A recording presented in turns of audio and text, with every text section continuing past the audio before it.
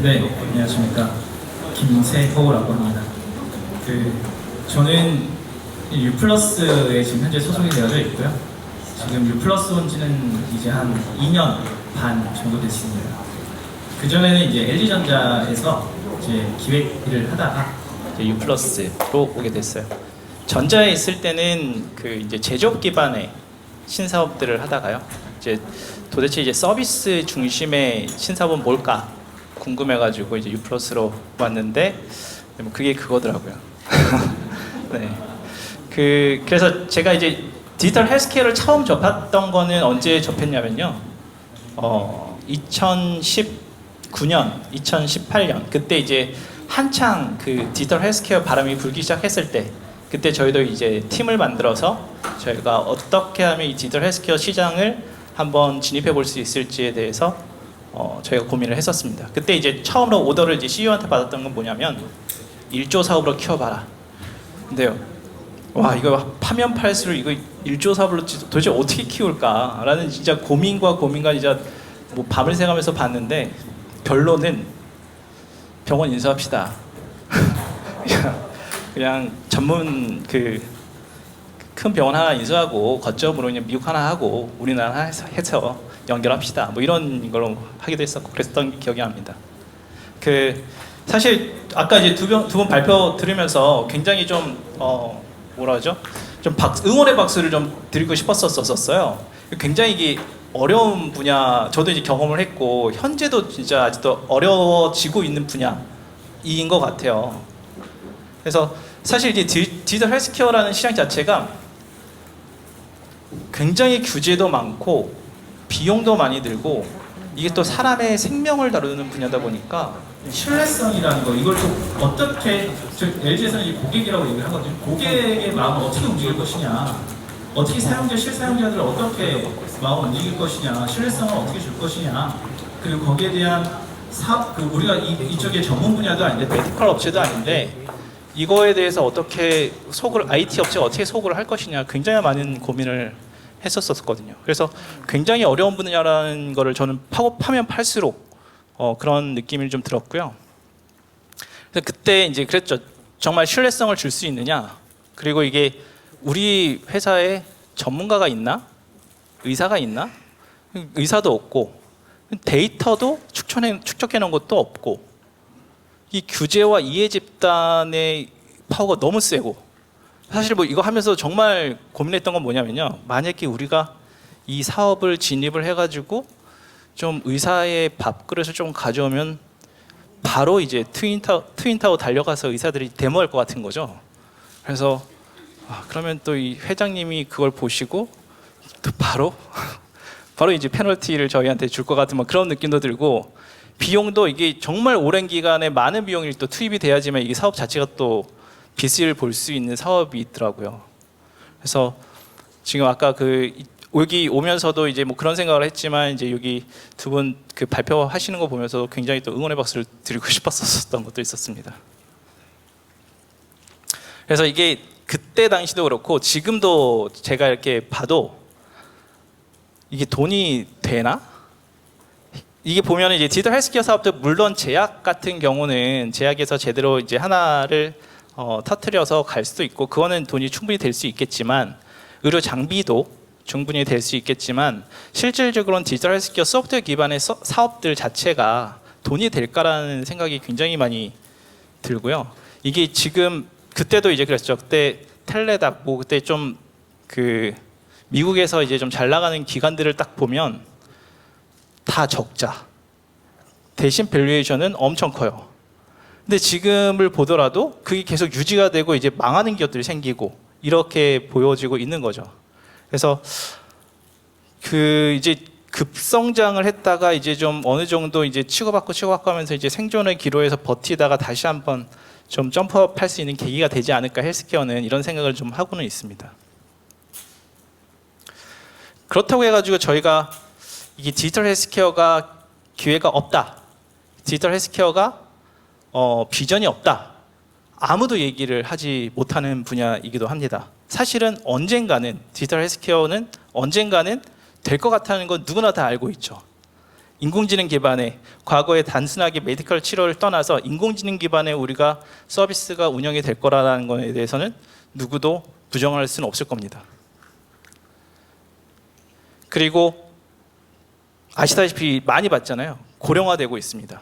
선진국은 이미 고령화되고 있고 우리나라도 이제 아이를 죄송합니다만 그 아이들 0.69명, 0.7명 이렇게 지금 저출산 시대가 되고 있고 인구는 고령화되고 있는 그런 추세도 보여주고 있죠.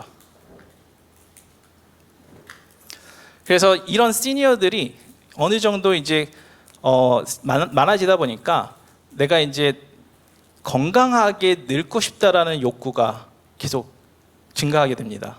그리고 또 이 노년층에 대한 소비력 또한 예전 못지않게 소비력이 많이 높아졌어요. 요즘에는 할머니 할아버지들이 손녀들의 비용도 다 대주고 학원비도 대주고 다 그러잖아요.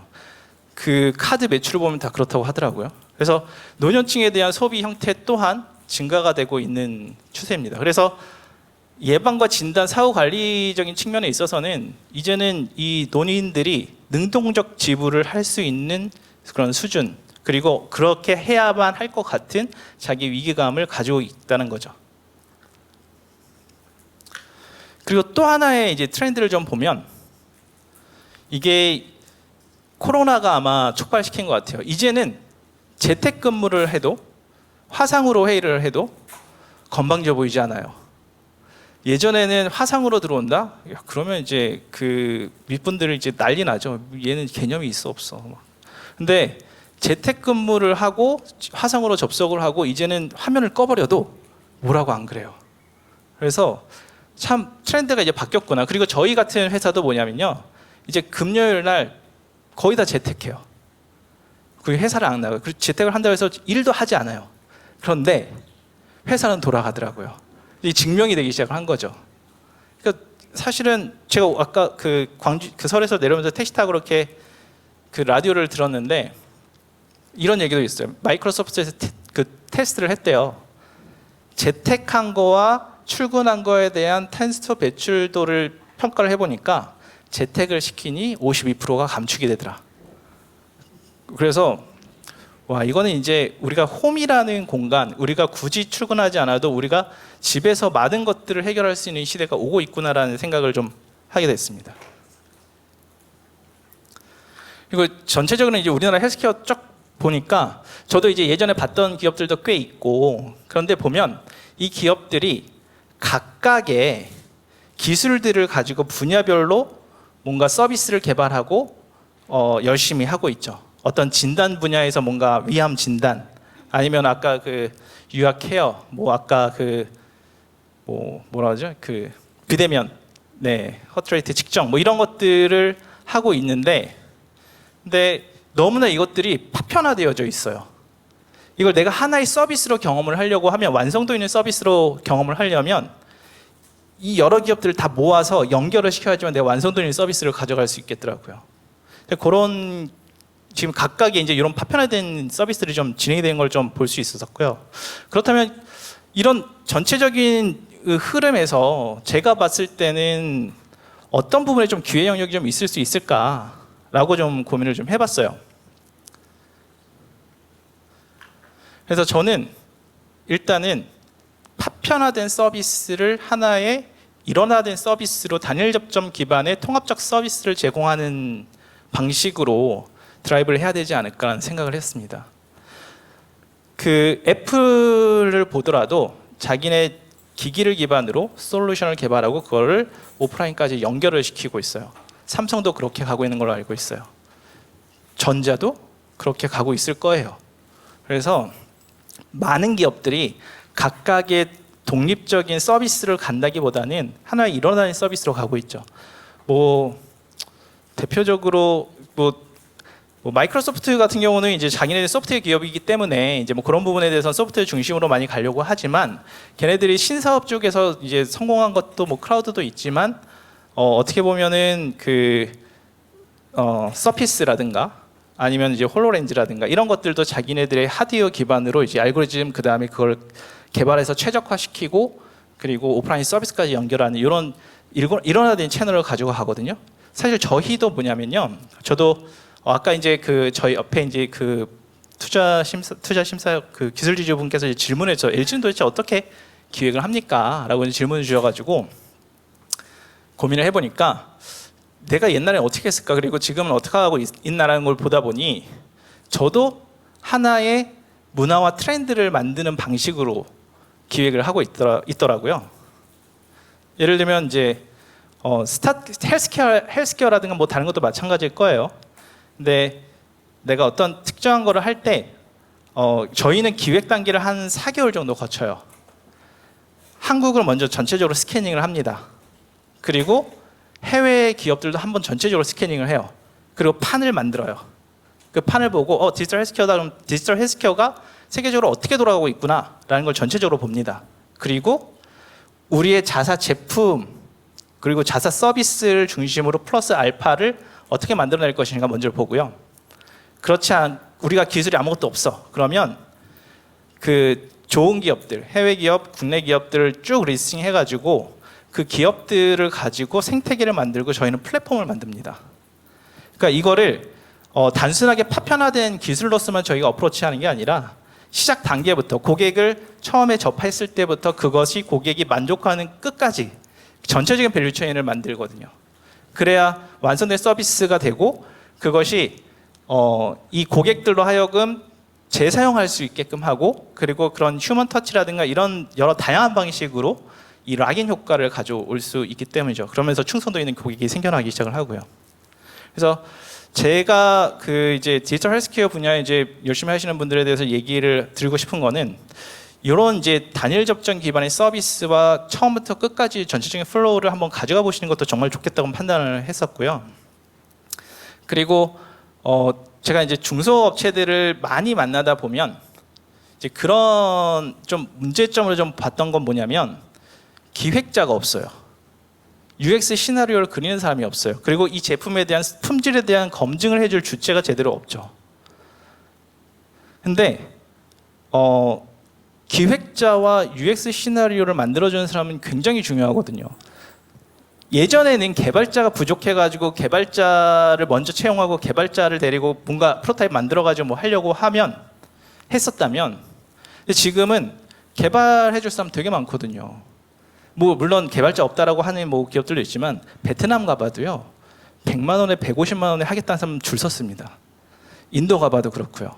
중국은 이제 조금 돈이 좀 애가 배가 불렀는지 그래서 충분히 실현해낼 수 있는 체계는 있어요. 근데 기획과 디자인, UX 시나리오를 만들어낼 수 있는 사람들을 좋은 사람들을 뽑아서 같이 운영을 하는 게 되게 전 중요하다고 생각합니다.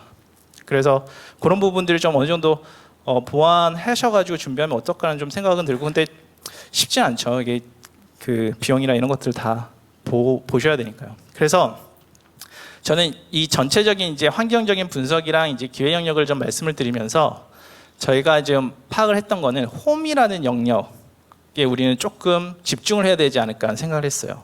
이제 사람은 홈에서 많은 것들을 할 수 있게 되고 또 시니어들은 특히 제가 뭐 이렇게 시골 같은 데 가잖아요. 할머니, 할아버지들 안 나와 계세요. 다 방에 이게 모르겠어요. 저희 부모님들도 그렇고 아니면은 그 주변에 봐도 장거리를 이렇게 마음 먹고 가지 않는 이상 대체로 이제 집에서 하는 활동들이 많으시더라고요. 그래서 집에서 저희는 이제 앰비언트 케어라는 말도 많이 했었어요. 내가 생각하지 못하는 케어, 내가 굳이 노력을 하지 않아도 케어받는 듯한 느낌을 가질 수 있도록 웨어러블을 착용시키는 게 아니라 내가 가만히 있어도 뭔가 그냥 내 생활 루틴처럼 뭐 부엌을 가서 냉장고 여는 것처럼 그런 루틴을 만들자라고 이제 저도 이제 어프로치를 했었고 그 방식의 홈에 대한 공간을 좀 분석을 해서 거기에 대한 시니어들에 대한 그 생활 패턴을 분석을 해서 한번 그런 서비스를 한번 만들어 보시는 것도 어떨까라는 좀 생각을 했고요. 그래서 제가 만약에 이제 다시 LG전자 가서 한번 헬스케어를 하라고 하면 저는 헬스케어 가전 만들자 그럴 것 같아요. 그래서 헬스케어 내가 그 체중계 아침에 일어나서 체중계 뭐 한 번씩 재거나 아니면은 뭐 일주일에 한 번씩 재잖아요. 그런 것들은 그냥 한번 올라가가지고 한번 재고 내가 몇 킬로나 좀 경각심을 갖고 이렇게 내려오고 그러잖아요. 근데 이런 거를 하나의 그 아침에 일어나서 내가 그 부스에 들어가서 뭐 혈압도 측정해보고 내가 그 지금까지 건강 모니터링도 한번 해보고 그 체지방도 재보고 이런 방식의 헬스케어 가전을 만들어서 트렌드를 만들자. 그리고 그것이 1차 지역 커뮤니티 케어를 받을 수 있게끔 만들고 그 다음에 3차 케어까지 연결되는 이런 시스템을 한번 만들어보자. 이거를 건설사랑 한번 해보자 라고 아마 하지 않을까 싶습니다. 그래서 여러분들도 이런 이제 트렌드를 가지고 저만의 생각을 한번 좀 얹어서 이런 기회를 한번 만들어 보신 것도 어떨까라는 생각이 들어가지고 한번 말씀을 드려봤고요. 그 다음에 또 하나 마지막으로 좀 말씀을 드리자면, 국내에서 이렇게 처음에 창업을 해가지고 가시는 분들이 해외 시장에 대해서 굉장한 두려움을 많이 갖는 것 같아요. 근데 이스라엘 텔아비브를 가서 업체를 쫙 만나잖아요. 자기네들은 텔아비브 이스라엘에서 사업을 하려고 하는 생각을 가진 사람이 거의 없어요. 이 사람들 다 북미 시장, 안 되면 뭐 유럽, 자기네들 자기네 그 도메인 영역에서 하려는 생각을 갖고 있지 않은 애들이거든요. 근데 걔네들은 대부분 성공하고 IP하고 해요. 저도 조금 더 한 어프로치를 좀 말씀을 좀 드리자면, 그 CES도 그냥 가 보시고요. 그리고 그 실리콘밸리에 가서 걔네들이 어떻게 하는지도 한번 계속 경험을 한번 해보시는 것도 되게 중요할 것 같아요. 텔레비도 한번 가보시고 경험이 되시면. 그래서 그런 것, 걔네들과 투자자를 그냥 만나러 가세요. 걔네들 가서 뭐 버티면 만나 주긴 할 거예요. 뭐 항상 신사업이라는 것 자체가, 저도 뭐 알지도 못하는 사람이 와가지고 만나자고 하면 그래도 뭐 한번 들어보자 뭐 이런 식으로 하는 경우도 꽤 많거든요. 그래서 한번 가서 경험을 해보시고 거기에 대해서 이 국내에서만 시장을 가져간다기보다는 저는 우리나라 국내 시장 아시다시피 디지털 헬스케어 시장 굉장히 좁잖아요. 그리고 그 뭐라 그러죠? 조금만 한 몇백 미터 나가도 병원 있잖아요. 사람들은 그런 신뢰성 있는 걸 더 선호하는 게 어쩔 수 없는 그 사람의 욕구인 것 같아요. 그래서 저는 좀 더 큰 시장, 좀 더 병원을 접하기 어려운 시장들, 그리고 그런 데를 비용적으로 너무 조금 부담이 많은 지역들, 이런 쪽을 한번 어프로치를 좀 더 관점을 바꾸셔가지고 한번 생각을 해보시는 것도 좋겠다는 판단도 들었습니다. 네. 제가 준비한 거는 여기까지이고요. 네. 여기서 이제 제가 요 정도까지 이제 그 기회 영역에 대해서만 말씀을 드리고 한번 이런 부분도 한번 살펴봤으면 좋겠다는 생각에서 한번 발표 자료를 준비해봤습니다. 감사합니다.